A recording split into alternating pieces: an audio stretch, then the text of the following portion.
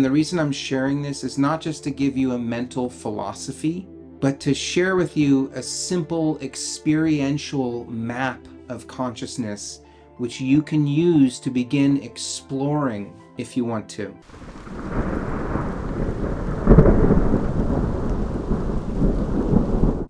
The only reason we see the moon is because sunlight is hitting it.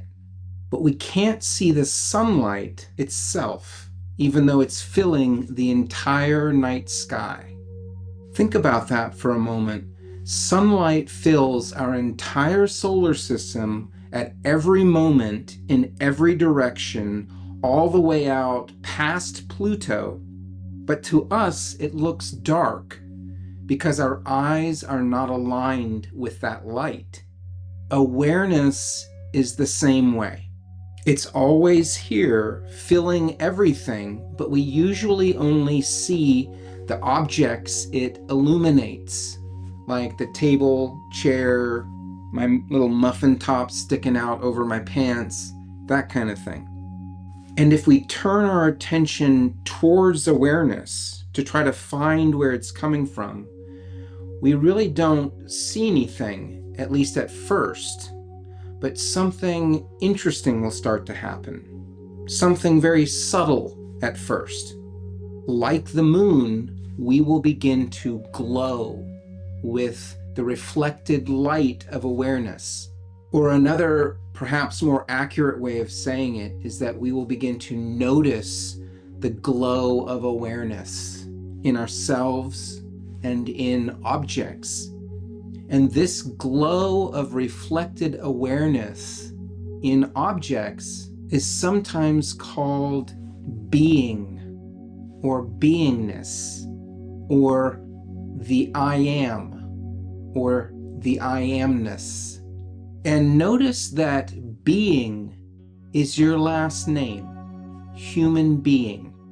And notice that I am is your first name. I am a human being. This isn't accidental, and it's not just wordplay. It's like that because it's naming something real in our own experience. So can you see how something vital and important can be here with us all the time and yet remain invisible to us? And can you see how this invisible thing is the very thing that makes everything else visible? Just like sunlight invisible in our solar system until it meets an object and illuminates it. This is something they never talked to us about in school, and you might not have ever noticed it, even though it is the very heart of your own experience being alive at every single moment. So we have these two parts to us. We have this invisible awareness, and then we have this reflected glow, which we're calling being. And then right in the middle is our personhood, us as a person, as a human. We could say that sunlight is like awareness, filling everything, illuminating everything, but invisible. And being is like the moon, reflecting that light, and the earth is right in the middle. We're the earth. Sun, moon, earth. And the crazy part is that this relates in a lot of cultures to father or God, mother or goddess, and child, us. In Christianity and in Hinduism and in many cultures, God, the Father, is seen as the transcendent aspect of the divine. It is before form, beyond the universe. And the goddess, or in Christianity, the Holy Spirit, is seen as the aspect of the divine that is here and everywhere with form. It is in the universe. And in Christianity and Hinduism and so many other religions, humans are seen as the children of God and Goddess, of divinity. And even crazier is that all of this is experiential. I've experienced this. The infinite transcendent awareness, which is transcendent because it's invisible, even though it's present everywhere at all times. It's like on a different dimension. And goddess, which is divinity present in all forms, in all beings. These are our true mom and dad, our true cosmic parents, our soul's parents. And we as persons are right in the middle. Jesus in this example would be the child of God who knows mom and dad through and through and is fully aligned with them, fully illuminated by them. And in India, this is what an enlightened being is. A human being who is fully aligned and filled with the light of divinity. And again, the reason I'm sharing this is not just to give you a mental philosophy, but to share with you a simple experiential map of consciousness which you can use to begin exploring if you want to. And the easiest place to start, in my experience, is with mom. Isn't she the one we ran to first when we wanted connection as a child? Didn't she kneel down and scoop us up when we needed a hug? Well, friends, she's still doing that. She is that glow of awareness in form. Like moonlight, she is being. She is the I am. And when we contact that feeling of I am, which isn't verbal, it's deeper than words. It's holding words, holding the mind, holding our whole experience.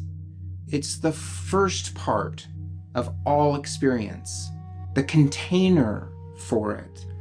Once we've tapped into it, we can relax into it, like melting into our mother's arms. And in my experience, it's like sinking into joy and love. And it's always here. Even if we're going through something really challenging, we're feeling depressed or angry or sad, if we can peel some of our attention off of those intense, painful feelings and just put our feelers out for the background feeling of, I am here. If we can turn some of our attention to that background, then our painful feelings begin to melt into it, just like it did when mom was holding us as a child and we ran to her because we skinned our knee or something. So getting to know our mother, our own I amness that's holding us up, is an excellent first step on the inner journey. And then the step 2 is getting to know dad, pure awareness, which is everywhere and nowhere at the very same time. And this is a big step from form, which we're all very familiar with, to formlessness, which we're not really familiar with typically. And formlessness can be kind of scary. Sort of like when mom says, just wait until your dad gets home. Formlessness is intimidating, but it's really nothing to be afraid of because dad loves us too, just as much as mom. He just has a different gift, a different modality than mom, a different way of being with us than mom. So in summary, don't be afraid of your parents, your true soul parents. Get to know them because they really are here for you, wanting you to know them, wanting you to rest in them so that they can support you. They have incredible gifts to give us if we will just give them some of our precious attention. All right, that's the simple thought I wanted to share. Let me know if you have any thoughts about that in the comments, or if you have any questions about this, put it in the comments and I'll get back to you. Thanks for watching.